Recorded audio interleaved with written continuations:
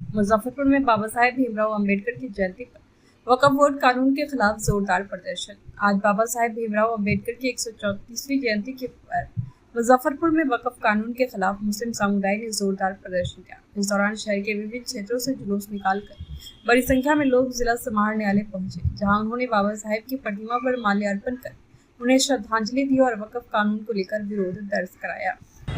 आज बाबा साहब अम्बेडकर की जयंती है और आज बाबा साहब को पूरा देश बहुत तन्मयता से याद कर रहा है, क्योंकि बाबा साहब की ज़रूरत अब और भी ज़्यादा इस मुल्क के बहुजनों को पड़ने वाली है। क्योंकि बाबा साहब ने इस देश को जो संविधान दिया, उस संविधान पर मौजूदा जो हुकूमत है, मौजूदा जो मोदी जी की जो सरकार है, वो सरकार बाबा साहब के संविधान को तोड़ना चाहती है। वो सरकार बाबा साहब के संविधान को ख़त्म करना चाहती है। वो सरकार बाबा साहब को ख़त्म करना चाहती है। हम लोग बाबा साहब के वंशज हैं, हम लोग अम्बेडकर के वंशज हैं, हम लोग इस संविधान को मानने वाले हैं, हम लोग इस देश को मानने वाले लोग हैं। इसलिए हम लोग इस बात को मानते हैं कि नया जो वक्फ कानून आया है, ये वक्फ कानून एक्चुअली बाबा साहब के संविधान पर हमला है। ये वक्फ कानून बाबा साहब पर हमला है। इसलिए आज बाबा साहब के जितने भी चाहने वाले लोग हैं, आज हम तमाम लोग आज सड़कों पे उतरकर इस मांग को मजबूती के साथ उठा रहे हैं कि वक्फ का कानून मुसलमानों पे हमला नहीं है, सिर्फ वक्फ का कानून इस मुल्क के अम्बेडकर साहब के बनाए हुए संविधान पर हमला है। इसलिए ये वक्त का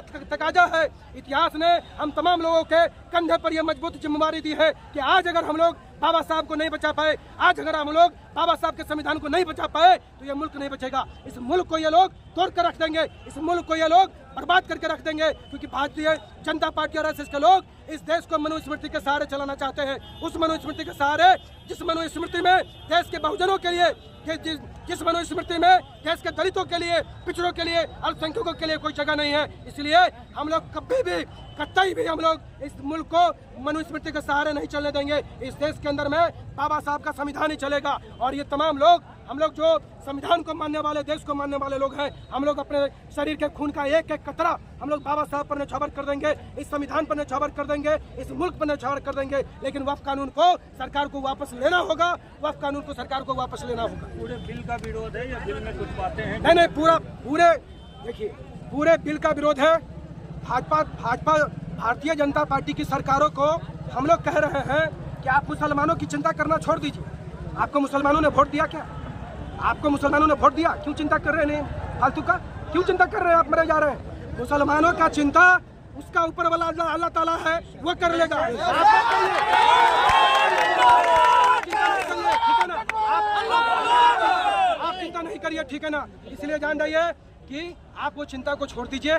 चिंता अल्लाह ताला कर लेगा, हम लोग समझ लेंगे चीज़ों को। आप आज वक्फ कानून लेकर आए और आप उसके जरिए क्या करना चाहते हैं? कल आप कहिए कि मंदिर और मठ मंदिरों के लिए भी हम एक कानून लेकर आएंगे। परसों आप देखें ही आरएसएस की जो किताब है और ऑर्गेनाइजर, उसने आर्टिकल छापा कि वक्फ के बाद सबसे ज़्यादा संपत्ति जो है कैथोलिक चर्च के पास है। क्या करेंगे आप? क्या करेंगे? वक्फ की संपत्ति, मंदिर की संपत्ति, अगर हम मंदिर को कोई 2 कट्ठा जमीन देते हैं तो हम लोग ये मान लेते हैं कि वो भगवान के पास चली गई। भगवान को दी हुई जमीन को अब आप छीनेंगे? अल्लाह को दी हुई जमीन को आप छीनेंगे अपने उन यारों के लिए, अपने वो अडानी और अंबानी के लिए आप उसको छीनेंगे? क्या राजनीति करने वाले हैं इस मुल्क के अंदर में? आप कौन सी बात इस देश के अंदर में करने वाले हैं? इसलिए मोदी सरकार को ये खुला चुनौती है, ये खुली हुई चुनौती है कि आज जिस तरीके से हम लोग संविधान बचाने के लिए निकले हैं, कल भी हम लोग सड़कों पर मार्च करेंगे और मोदी सरकार को वक्फ कानून को वापस लेना होगा।